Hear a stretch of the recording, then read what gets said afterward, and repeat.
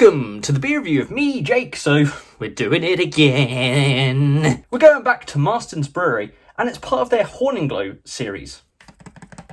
This is their oak-aged 2020 number 3 Horninglow bottle conditioned dry, double dry hopped IPA coming in at 7.4%. Now, I've done the previous 2 in this series. The first one, I just didn't really get it. It was a bit of a confused beer, and it wasn't that great. The second one was like that was a barrel-aged IPA, which I don't really see the point of that. It just lacks any sort of punch. And then the second beer was an Imperial Stout, and although not great, it wasn't bad. It wasn't bad. Just didn't set my ghoulies on fire, and I love it when a beer does that. Love it. If I could sum the review up in one sort of way, it'd be... So this one, it's a lot of... I mean, it is text heavy. There's so much text on all this that... I mean, look at that. Terrible.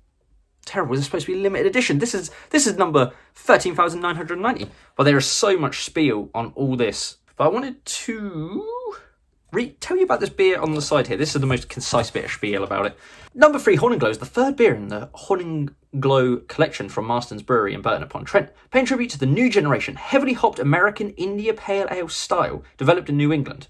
Enjoy bursts of grapefruit, passion fruit, peach and mango, all marvellously balanced atop the steadying Burtonian influence of the grains, extra pale ale malt, malted wheat, malted oats, mashed with Burton spring water, fermentation with Burton Union yeast in majestic 150-gallon oak barrels unlocks the special flavour. So this is their take on they've said on there, on a New England style beer that they've also, I believe, barrel aged or fermented in the barrels. I don't know about aged. Yeah, so hops are Cascade for bittering, and then Amarillo, Chinook, Citra, Columbus, and Mosaic, and Centennial.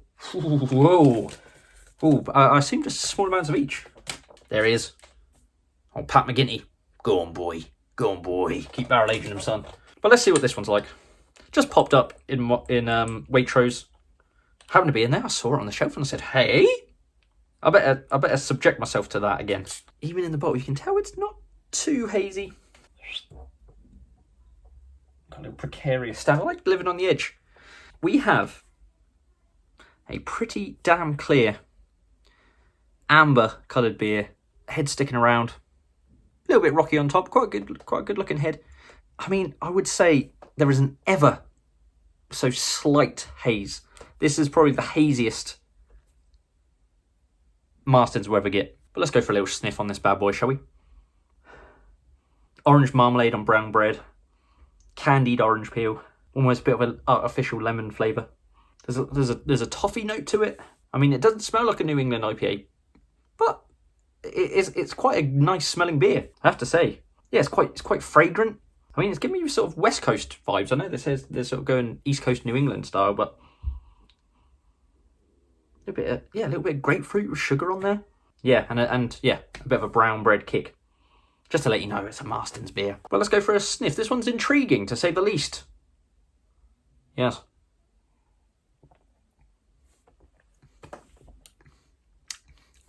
Oh, well, for all the good work the aroma was doing,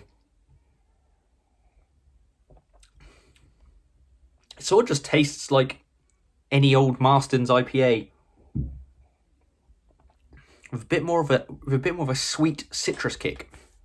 It's not bad, but it's not good. It's not £4 good, which is what I paid for that bottle. That bottle over there. I mean, I'll finish the bottle. I'll enjoy it. There's a little bit of a lingering bitterness, but it does just taste like a slightly hoppier version of like any old Marston's IPA. So yeah, not really giving me the New England vibes. Yeah, I'm not getting any sort of wood or barrel character too much, really. I don't think it's barrel aged. Like I said, it was just fermented in the oak. Yeah, there may, I don't know if I'm reaching for it, but there may be a little hint of oak in there. Almost like Innocent Gun level, which isn't much at all. Yeah, so like I said, it's £4. I wouldn't buy it again for that money. Maybe the best aroma out of the 3 beers I've had in the series. So maybe it's my favourite one out of the series, but I still would not endorse it. I would not tell you to buy this beer. But I'll finish the rest of it, and that's as positive an end as I can give on this one. So that was everything from Marston's number 3 Horninglow bottle condition double dry hopped IPA. I've been Jake. Remember to like and subscribe. Tell me if you've had these beers. Tell me your experiences with the other ones in the range. And I'll see you on the next one. Cheers. Oh, why?